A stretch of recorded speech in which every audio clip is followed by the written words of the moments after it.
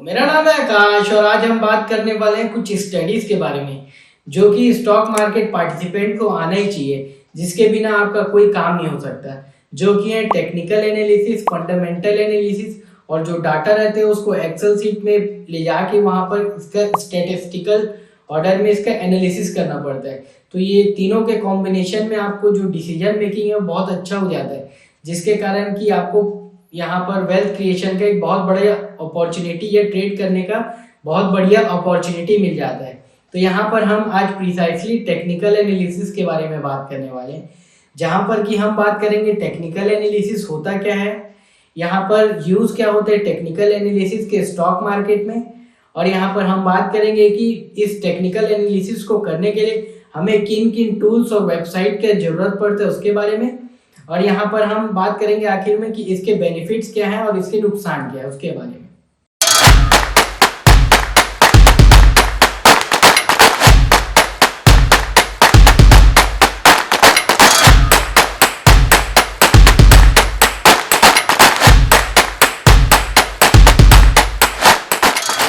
Technical analysis क्या होता है? टेक्निकल एनालिसिस एक प्रकार का स्टडी होता है प्राइस का।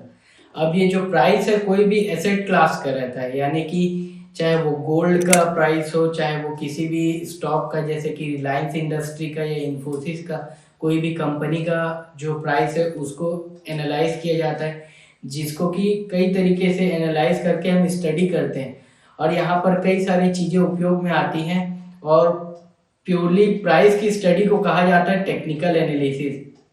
यहाँ पर अब हम टेक्निकल एनालिसिस का स्टॉक मार्केट में उपयोग जानने की कोशिश करते हैं। तो टेक्निकल एनालिसिस को उपयोग करके आप किसी भी सिक्योरिटीज को या स्टॉक को या कमोडिटी को आप फोरकास्ट कर सकते हैं कि आने वाले समय में इसके पुराने हिस्ट्री को देख के क्या पैटर्न बन सकता है या क्या पोटेंशियल अपॉर्चुनिटी हो सकती है, जिसके कारण कि आप सही समय में सही जगह पर पैसा डाल के आप अपने पैसे को बहुत स्मार्ट तरीके से बहुत ज़्यादा मल्टीफोल्ड ग्रो कर सकते हैं।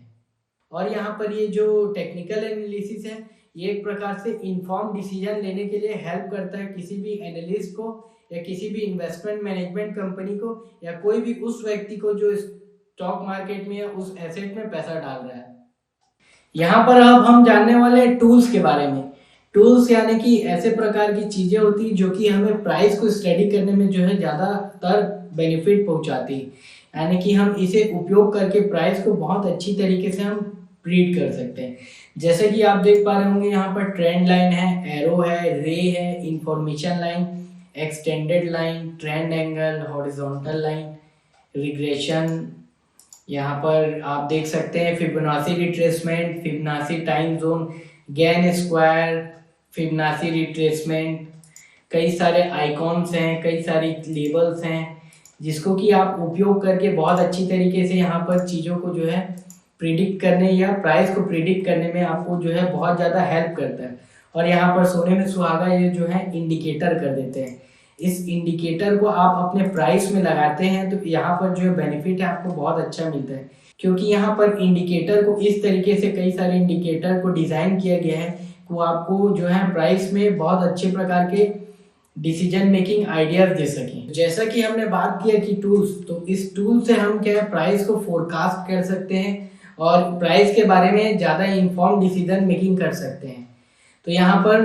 क्या होता है जनरली कि जो बड़े इंस्टीट्यूशन है यानी कि संस्थागत जो लोग हैं जिनके पास बहुत ज़्यादा मात्रा में पैसा रहता है या कंपनी के प्रमोटर रहते हैं, उनके पास इनसाइडर इंफॉर्मेशन है, उनके पास ज़्यादातर बहुत सॉलिड इंफॉर्मेशन रहती है। लेकिन हम रिटेल इंडिविजुअल लोगों के पास उतनी ज़्यादा इंफॉर्मेशन नहीं रहती, अगर रहती भी है तो वो डिले पहुंचती है। लेकिन जो भी स्टॉक मार्केट में इंफॉर्मेशन किसी को पता है तो उसके हिसाब से वो डिसीजन बना देता है, जिसके कारण कि हमें जो प्राइस है वो सबसे पहले इंडिकेट करता है, जिसके कारण कि आप देख पाते होंगे कि कई सारे जगह में चीज़ें पहले हो जाती है प्राइस में एक्शन और उसके बाद न्यूज़ आती है। और यहाँ पर एक डिसएडवांटेज भी है टेक्निकल एनालिसिस को करने का, जो कि आप अगर शॉर्ट टर्म टाइम फ्रेम में काम कर रहे हैं और आपका डिसीजन मेकिंग का जो विजन है कोई भी चीज़ों में इन्वेस्ट करने का वो 3 साल 5 साल का है, और यहाँ पर आप अगर शॉर्ट टर्म फ्लक्चुएशन को देख लेते हैं तो इसके कारण कई बार क्या है आपके डिसीजन जो है लॉन्ग टर्म होराइजन में भी आप जल्दी से निकल जाएंगे, जिसके कारण होता ये है कि फिर से इसमें एंट्री करने में या फिर वैसे डिसीजन बनाने में दिक्कत हो जाता है, क्योंकि ये तुरंत तुरंत इंफॉर्मेशन बताने की कोशिश करता है शॉर्ट टर्म में।